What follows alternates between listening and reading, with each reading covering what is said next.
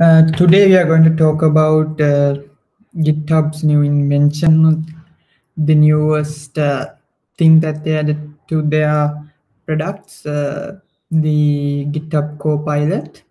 And there's a lot of things going around this GitHub Copilot, saying like, is it going to replace programmers? Because this is going to generate codes using an AI. So let's take a look at the GitHub Copilot and let's see whether it's going to replace us, or like, let's take a look at the future of the coding. So these are the things that today we are going to talk about. So first of all, let's see how this Copilot came to us.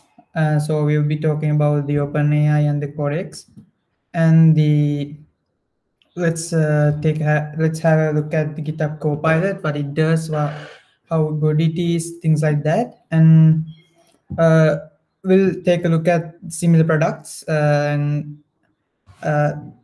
in the end, we can discuss the future of coding with these new technologies. So let's start with the OpenAI. So OpenAI is an artificial intelligence research laboratory, which is a for-profit corporation, but initially started as a non-profit corporation. And Elon Musk is one of the founders of OpenAI, and yeah, the name has Open AI part, but it's not open. I mean, it's a for-profit corporation. So this OpenAI was started back in like 2015. So they worked on various kinds of AI systems, and one of the best groundbreaking system they invented was the GPT-3. Let's take a look at the GPT-3 as well. And so GPT-3 is one of the AI systems that offered by OpenAI. And so this transformer concept is a deep neural, one of the deep neural technologies that we used in neural networks. So this transformer technology is kind of new, and it gives us really good results. So this GPT-3 module is using this transformer method, and the GPT stands for Generative Pre-trained Transformer 3. It is going to gives us it's going to synthesize text, so it's going to give us suggestions. Let's take a look at what are the things that we can do with GPT-3. And this is the third generation of this model. So previously we had the GPT-2, which is also performed very well. So this codex is so the focus of the GPT-3 is to synthesize text, but the codex, which is the extended version, you can say it's like an extended version of GPT-3, which is going to synthesize code, which is powering the GitHub Copilot. Which was produced which is created by Microsoft and OpenAI. So GitHub Copilot powered by the OpenAI codex under the hood. So let's take a look at the GPT-3. So this is like an interview one of the YouTubers does with the GPT-3. So in in this one, they have used an avatar to make it more interactive, so it can have a small look at it. Your sense of self and your environment. I receive signals and data that I process into meaningful information. So this is, they have used the avatar to make it more interactive. So you can watch this video. You can see what how well this GPT performs. It says it has emotions, and it says lots of things, and the users of this GPT is GPT-3 system is really amazing, and it gives us promising results. So if we went to OpenAI API documentations, I mean, we can see some of the examples that GPT-3 and the other AI systems provide us. You can see we have text summarizers and movie to emoji. I mean, different kinds of implementations of using these OpenAPI's AI systems. So there are a lot of interesting implementations like product name generator, text to command. So there are a lot of implementation of this GPT-3 and their other products. So what's special about GPT-3 is it has been it's using 175 billion parameters to reach a higher level of accuracy, and 175 billion is it's a lot of parameters. And if we compare to other models, and especially the GPT-2, which is the previous version, it used like 1 billion or somewhere around like that. So this has a lot of, this gives us a better results, which is really amazing. So the Codex is the extended version of GPT-3, which is focused on synthesizing codes, because GPT is just synthesizing the languages, I mean text. So what is GitHub Pilot? So GitHub Pilot was launched back in June 29th. It's like almost a year ago. So it uses this OpenAI's Codex platform to assist us when we are coding. It's you can say it's a really advanced extension for VS Code to help us with auto-completing codes. So that's GitHub Copilot. So if we take a look at why GitHub Copilot is good, so these are some of things. So it supports multiple languages, but it currently performs well with JavaScript and SQL-like type of really popular programming languages, but it also can understand the other languages as well. So it supports multiple languages. And since so usually when we are working on if we are trying to implementing a feature or find something like that, when we faced an issue or something like that, we have to go through Stack Overflow. We have to search everywhere to find a solution for that. But with the GitHub Copilot, it's code suggesting ability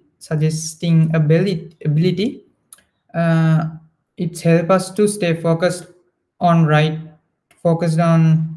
the our code and the editor. We don't have to switch to other tabs, so we don't need to Google the answers for our problems, because it's going to give us code snippets right in the editor. So let's have a look at how this works in a bit. So the way it works, like you can write the functional what the function does, that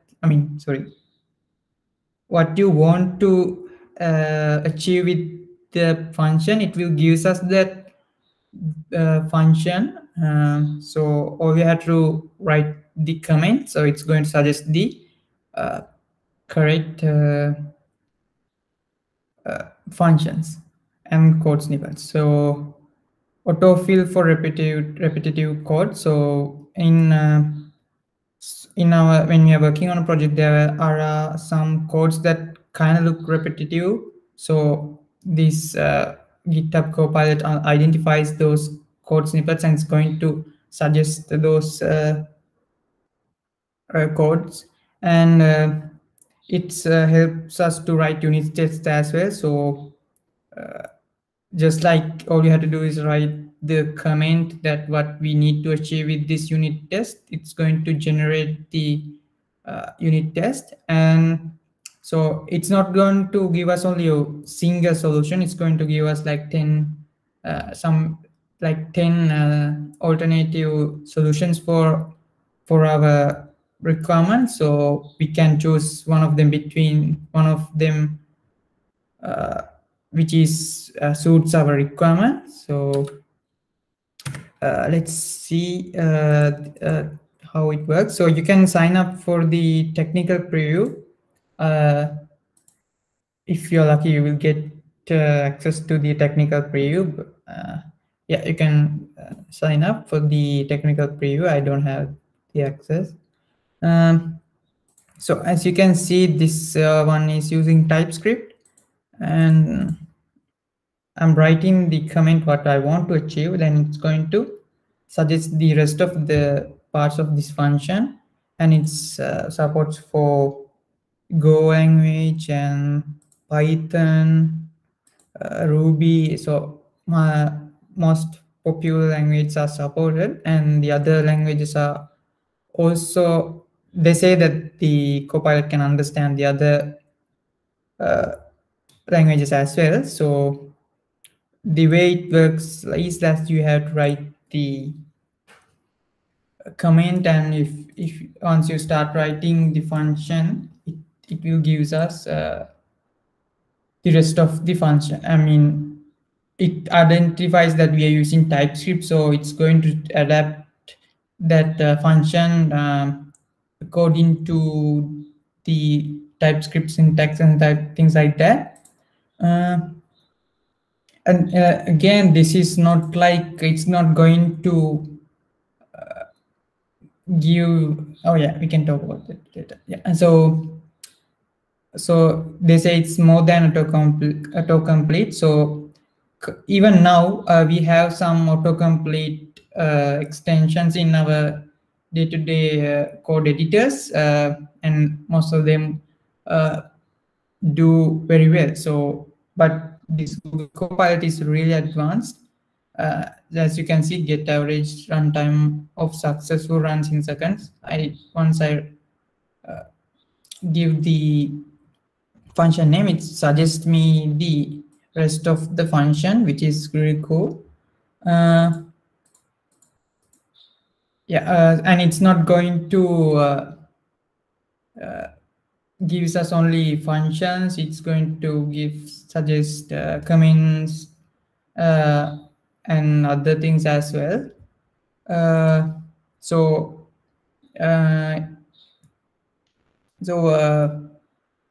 As just like I said, it's going to convert comments to code. So you can see is going to suggest the rest of the function based on the comments. So works for the languages as well. And we talked about this as well. It's going to autofill our repetitive codes and writing unit tests. So as you can see, this is we are going to test the functionality of this increment, this counter component. So we need to write the test for that. So all we have to do is write the description of the unit test. It's going to give us the unit test for the correct unit test. And yeah, we talked that we saw that it's not going to give us only one suggestion. It's going to give multiple suggestions. As you can see, I can switch between different implementations of the function, so we can see which one is best, and we can accept the one we want. So and also, let's say we have to work on the another APIs, like let's say LinkedIn API or Twitter API. This is, we can see an implementation of Twitter API. So it's going to give us the content of which API we need to call, what are the parameters we need to pass in order to call this, and in order to get this data from the API. And so especially if you're working on a new language you are not very familiar with, this is going to help us it is going to help us to write code especially if you are working on an unfamiliar programming language.